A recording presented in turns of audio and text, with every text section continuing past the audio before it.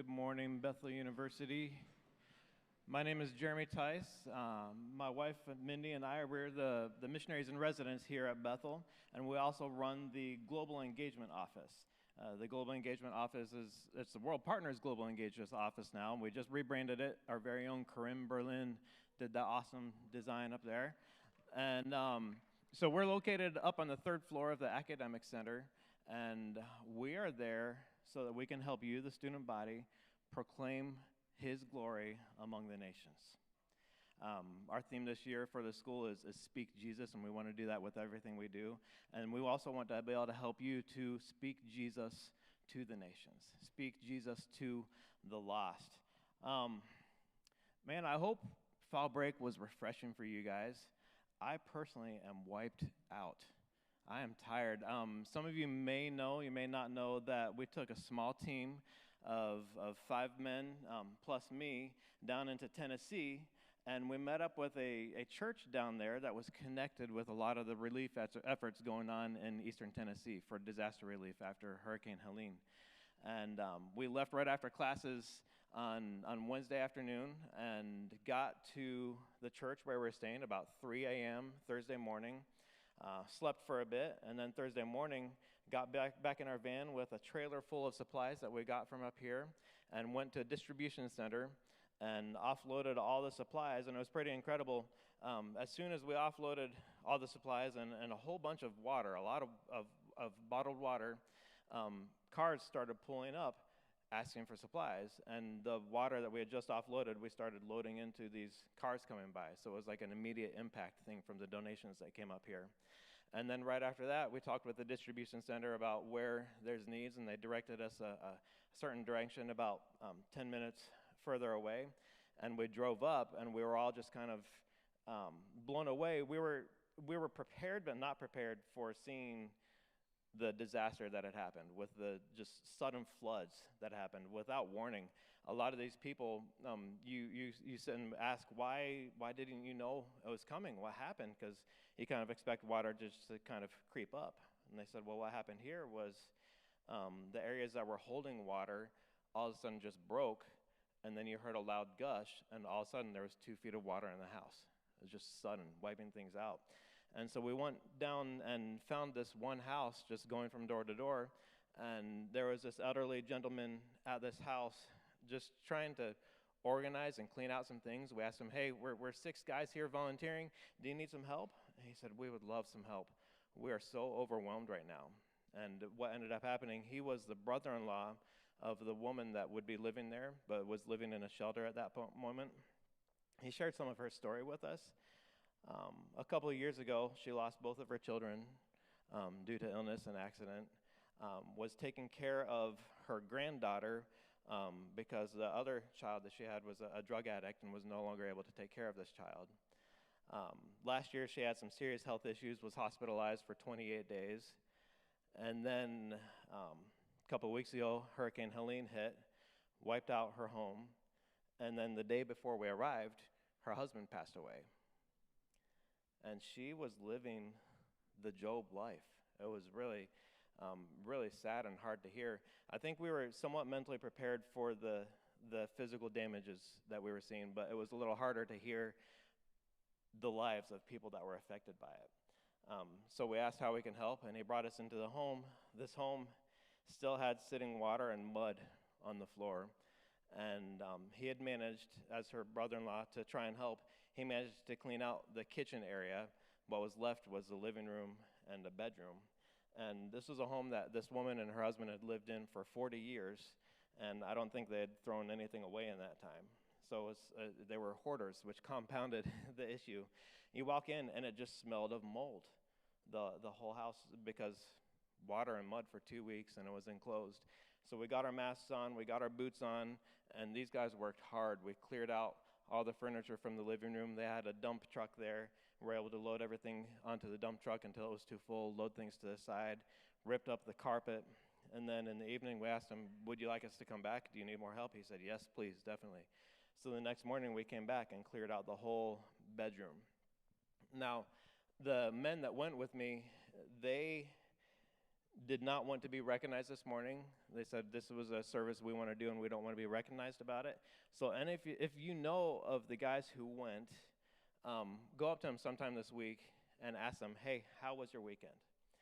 And maybe ask them about the miracle of the scrapbook, because that next day, that Friday, this woman who had lost everything, her name is Ruby, she came because she wanted to meet us.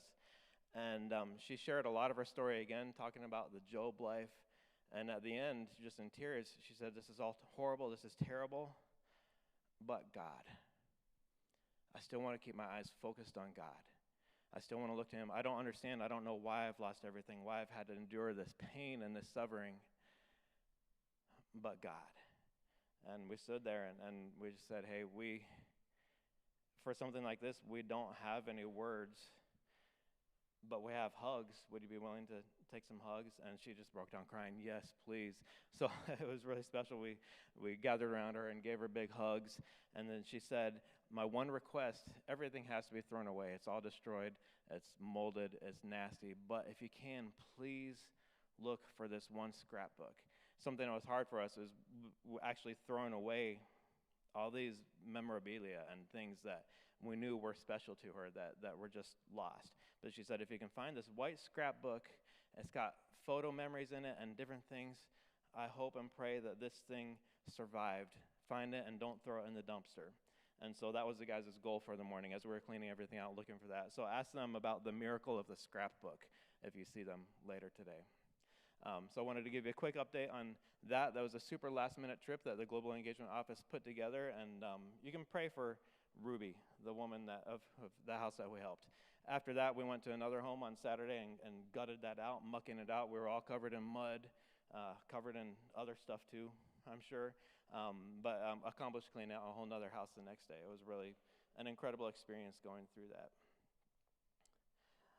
Well, we today want to launch with you guys what the World Partners Global Engagement Office is offering this next school year for opportunities to serve abroad, or opportunities to have service trips, some in the States and some overseas. The first one we want to highlight for you is actually one that's meant for nursing students. The nursing department is planning a trip to New Mexico to work on the Native American reservation, and this is for anyone that's in the nursing department. You can apply and you can go, and it's a thing where you're going to be going and teaching about health and nutrition. And so if you're interested in that, we're going to have tables set up out back behind the chapel. Go and find the table for the nursing department called Nursing Task Force New Mexico. Find Dr. Jodway and ask her some questions about it and sign up for it. And then after that, we have another opportunity. It's called a summer learning trip. We have some incredible professors that are planning a trip to Turkey and Greece. And we actually have a video to show you about that, and we can play that now.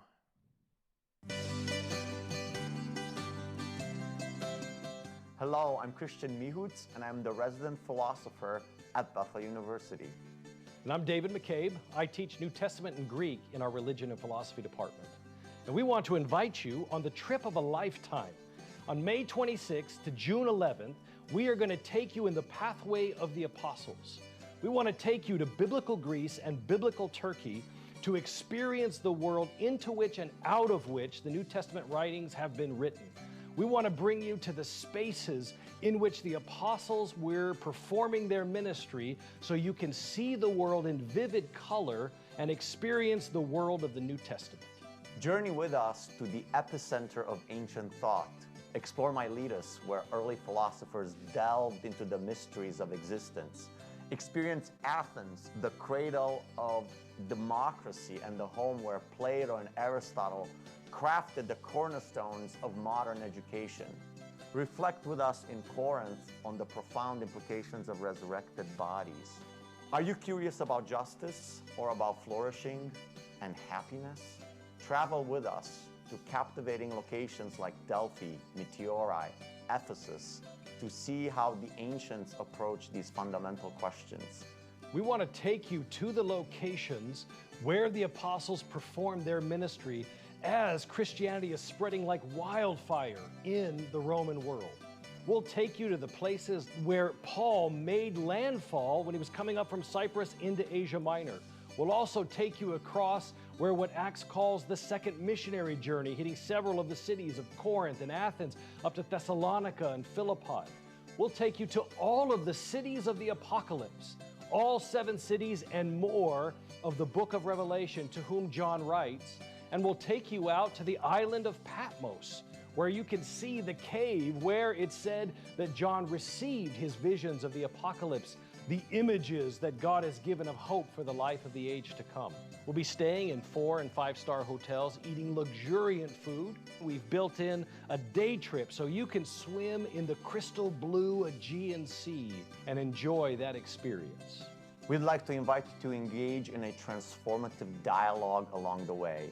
How do the teachings of Jesus and Paul align with ancient philosophies on living well? Is happiness a retreat from the world, or a balanced life with friends, a relentless quest for excellence, or openness to grace in the midst of tragedy? Join us on this pilgrimage of faith and reflection. We look forward to talking with you. If you'd like more information, please come talk with us over at the booth after chapel. We look forward to journeying with you. Thank you.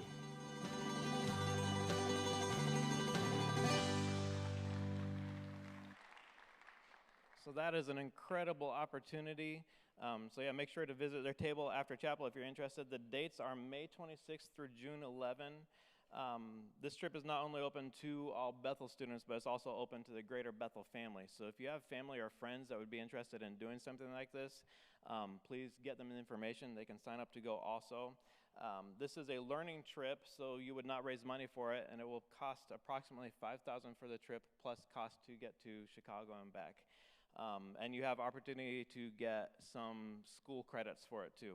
There's some classes that you can get credit for. Robert Ortiz, are you around? Coming. Rob has something to offer for you this summer.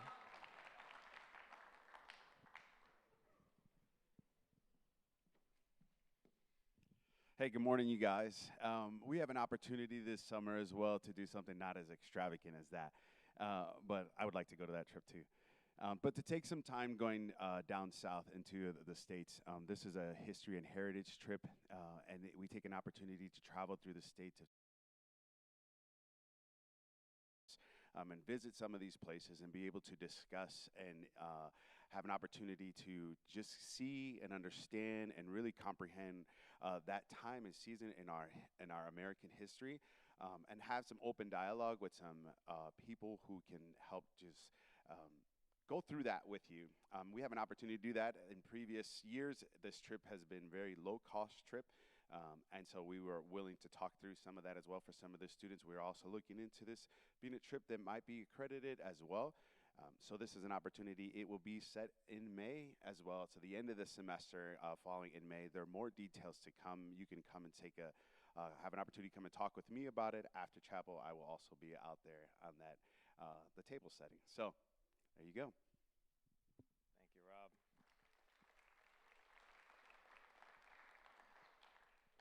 So we also have another summer learning trip opportunity. This one would give you half the credits that you need to accomplish a Spanish minor, and we have another video for that. So for my trip, I traveled to Spain. We were staying primarily in Salamanca, and then we spent the last 2-ish weeks of the trip going all around northern Spain. What we were doing over there is that we were taking Spanish classes for those first 4 weeks, living in host homes, and then after that we engaged in some different cultural experiences. A lot of students that I knew and who have gone on the trip in prior years, they were talking about how great it was, and they were right in the end. So that plus the allure of it getting me enough of my Spanish credits to get me my minor without having to take a bunch more classes during the regular school year. At DeLay, which is the school we were studying at, there was only Spanish classes and we were only ever spoken to in Spanish. So before we went to Spain, we ended up taking a placement test to kind of determine which class rank we would be in. There was 4 different sections in our classes, so we would have different teachers for that. They were young people, so it was pretty cool to be able to relate to them. And a lot of them didn't speak very good English anyway, so they couldn't have spoke to us in English even if we wanted them to. About the first 4 weeks, we were in Salamanca, We would wake up, we'd have breakfast with our host mother, and then we would get our things ready. We go down to the language school that was there in Salamanca. We'd take our classes that day, maybe we'd go on an excursion, and then once we were done with that allotted amount of time, we kind of had the day to ourselves. In the afternoon, it was kind of up to us whether we wanted to go shopping or we wanted to go exploring. There was also, in the main plaza area in Salamanca, live music, orchestras, opera, plays, and different things. So that was where a lot of us headed in the evenings. Once we left Salamanca, we kind of went up the northwest side of Spain, and we just stopped at various towns, A Coruña, Bilbao, Burgos, etc. And we would spend a couple days living in a hotel, exploring local cathedrals, different art museums, and just kind of seeing what that specific place had to offer. And then a few days later, we would get on a bus, travel for 8 hours, sometimes less than that, to our next place and do the same thing. The biggest takeaway, I would say, is the experience I gained speaking Spanish and hearing Spanish. You can't get that here day to day, even if you're taking Spanish classes every day. It's not the same as living with people who only speak that language, and you have to speak it back to them in order to do that. I think one thing that people should know about going on this Spain trip is that while it is a stretch and while it is an adventure for some people, like, it's absolutely worth it. And Spain and the experiences that I've had there have changed my life. And even though it was a scary first step for me to go over to Spain for the first time and to experience a whole new place and a whole new language, it's been so rewarding to me. And so I think that that would be my encouragement to people, would just be to step out there because you never know what you're going to come out of it with.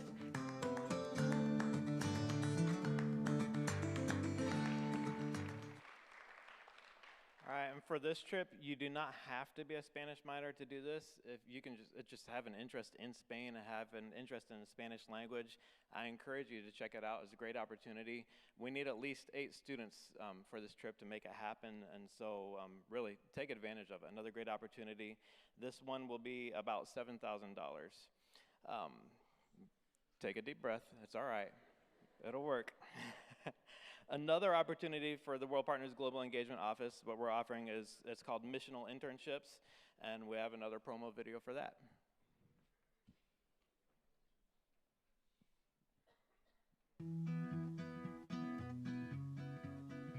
Hey everyone, my name is Mindy Tice. I'm a missionary in residence here at Bethel, and I work in the Global Engagement Office. I want to tell you about missional internships through our office. Missional internships are specifically for students who are interested in serving as long-term career missionaries. These internships are open to any major. You will live with a missionary family, and your primary focus will be learning and observing. Your internship would be catered to you, lasting 1 month to an entire summer. Some potential locations are Argentina, Bulgaria, Serbia, Malaysia, Taiwan, Mongolia, Nigeria, and many more locations to come.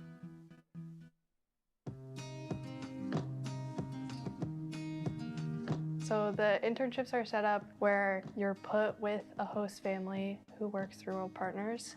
And the purpose is to learn more about the realities of missions work. So what does day-to-day look like? What are missionaries doing every day? Not just the ministry parts, but just the life parts and the mundane. So we would plan devotions, plan Bible studies, and then they would help me do those things.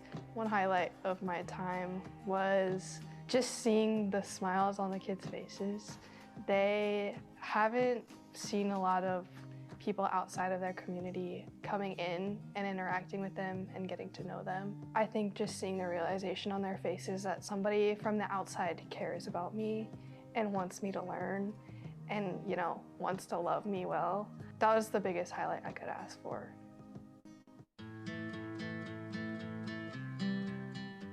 So in Serbia, I just stayed with a missionary couple. They're very much focused on discipleship, so instead of like a task force mission trip, it's more a relational-based mission trip.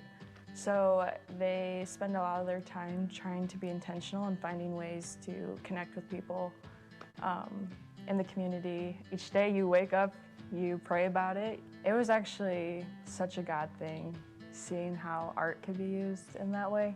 I felt like going over there, I'm like, I don't know how God can use this because I'm like, it's just art. I don't know. Through my paint and sip event, like I had to use a lot of techniques that I learned in my classes. I connected with a lot of people who were also interested in graphic design, tattoo art, drawing. That brought me closer to a lot of people and connected that bridge. I was super stressed and anxious and felt very guilty while I was there because I didn't feel like. But talking to Ursula, she just really encouraged me and spoke this truth into my life that we're responsible for just spreading the seed and the Lord's responsible for the harvest. And that was just a game changer for me because I was putting so much pressure on myself to like change lives, win lives, when in reality we're just called to share the gospel and love people. We aren't responsible for the change in their heart or the Lord working in their life. Like the Lord is responsible for that and the Lord will do that.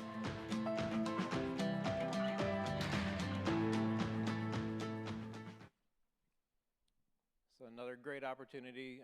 We're hoping this next year to have opportunities in Argentina, Taiwan, Mongolia, Serbia, and Bulgaria, and hopefully opening up more opportunities in years to come. This is something where you can also receive credit for this. If you would like to receive missional internship credit, we would work with Dr. Eby to make that happen for you. This is something that you can raise support to do, and the price varies depending on how long you are doing it and for the place that you'll be going.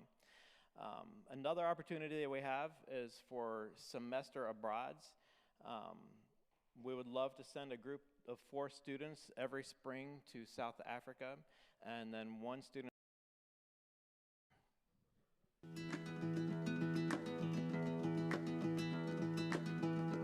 I'm studying English at Oxford right now, so I'm taking creative writing, Victorian literature, and also modern literature while writing a thesis. Like at Bethel, you'll have, a class that you have every Monday, Wednesday, Friday, or Tuesday, Thursday. It's very consistent. And Oxford does the education system like a little different. Right now, I'm doing preterm, so I'm only taking 1 class while working on my thesis at the same time. So I meet with my class like 2 times a week, and it totally varies. It changes the days and the times. And then we research a ton outside of class. And then after midterm break, I'll come back and I'll be doing 2 classes and still working on my thesis.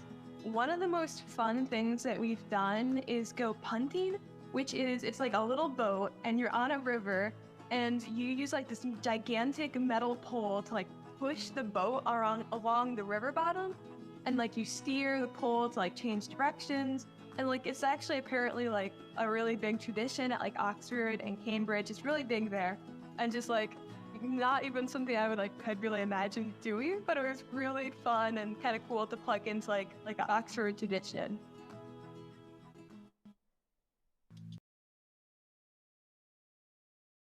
One of the most fun things that we've done is go punting, which is, it's like a little boat and you're on a river and you use like this gigantic metal pole to like push the boat along the river bottom, and like you steer the pole to like change directions. And like it's actually apparently like a really big tradition at like Oxford and Cambridge. It's really big there, and just like not even something I would could really imagine doing, but it was really fun and kind of cool to plug into.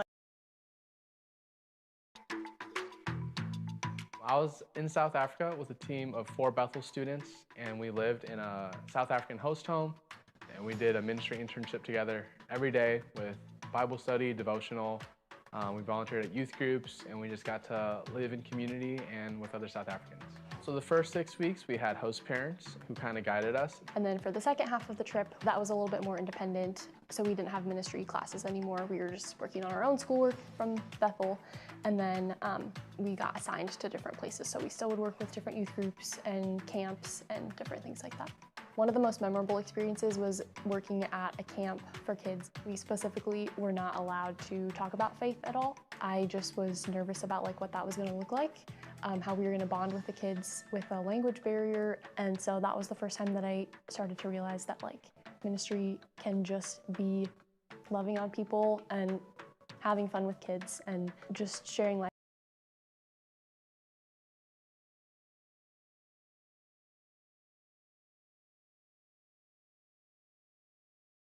There are going to be points in the trip that are going to be really challenging. You're going to miss home. It's going to be really difficult. And you're going to question, why did I come on this trip? My encouragement for you is to realize that the rewards far outweigh those moments. You're going to have stories, relationships, friendships, and so much training in the different areas of study, in your understanding of community, and your understanding of the globe as an international citizen that are going to make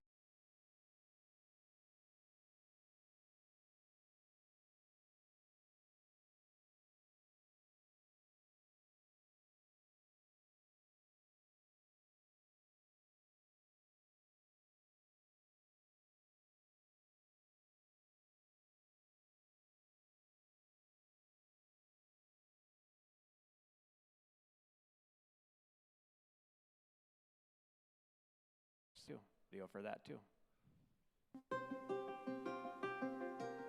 Hey everyone, my name is Kent Eby and I'm professor in intercultural studies. And I'm Keith Kateski, professor of Christian ministries here at Bethel. We want to talk to you about a task force trip we're taking to Alaska. And during our 2 weeks in the village of Noatak, we'll be doing a vacation Bible school with the children there, as well as youth ministry with the teens who live there in the village. We'll live among the Inupiaq people, a native tribe, and we'll experience their culture and their ways of life. And we'll try different food. I love it, like some muktuk or whale blubber, some seal, some salmon, maybe some caribou stew, or some moose ribs if we're fortunate. And we'll explore a land, the Alaskan tundra, that's very different than most places we come from. We'll meet new friends and we'll hear the stories of a people who bring a beautiful and a different perspective on life. It's a great opportunity for Bethel students to have a cross-cultural ministry experience, serving together in partnership with our friends who live there in the village. And Bethel students have an opportunity to get class credit from the experience if they choose to do so. We don't want anyone to get the wrong idea. It's not a vacation. It has its hardships and challenges as well. But it can be very rewarding. For some of our past Alaska team members, it has been truly life-changing. Built relationships within the community. So the first week was VBS. We ran a VBS for like 3-year-olds all the way up to high school. And we planned VBS and really just built like solid relationships with the people in the village. We also had like a time of like youth group for the high schoolers, and we would have a Bible study with them or open gym depending on the day.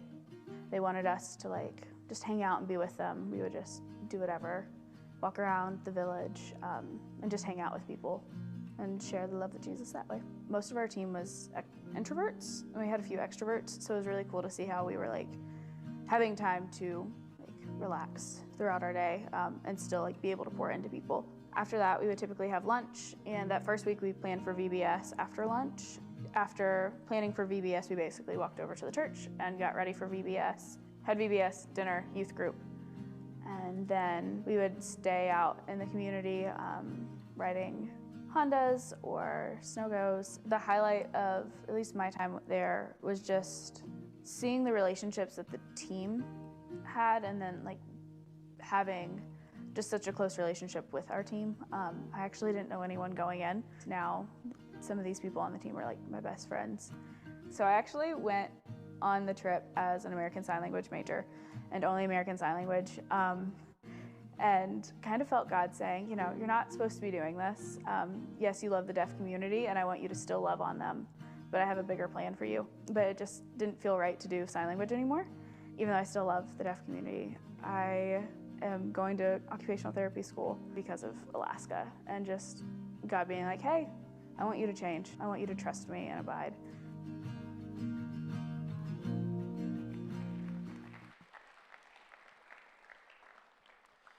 And this trip will be 2 weeks in May. Exact dates to be announced soon, and exact pricing to be announced soon, but this is one that you can raise support for also. So just as a reminder, we've got New Mexico Task Force with the nursing group. We have the Turkey and Greece summer learning trip. We have the trip that Robert Ortiz talked about. We have the Spain summer learning trip. We have the missional internships, South Africa and Oxford semester abroads, and the task force to Alaska. And every one of those is represented by a table out back. So if you have any questions or any interest, please go and visit those tables. Pray for us as we prepare even more task force opportunities in years to come. We have some exciting locations in the pipeline. We really want to make possible so that all nations of the world, they can recognize the Lord and recognize that the Lord is glorious and strong, and give to the Lord the glory he deserves. Father, thank you for this day, and thank you for the opportunities that you're giving Bethel University and these students to be able to go and experience you in new ways around the world. I pray that many would take us up on these opportunities to go and not only see your face, but represent you and be your face to those that may not know you. Continue providing these opportunities. I pray that you would also provide the funding to make these opportunities happen. In your name, amen. You are dismissed. Please go visit those tables out back.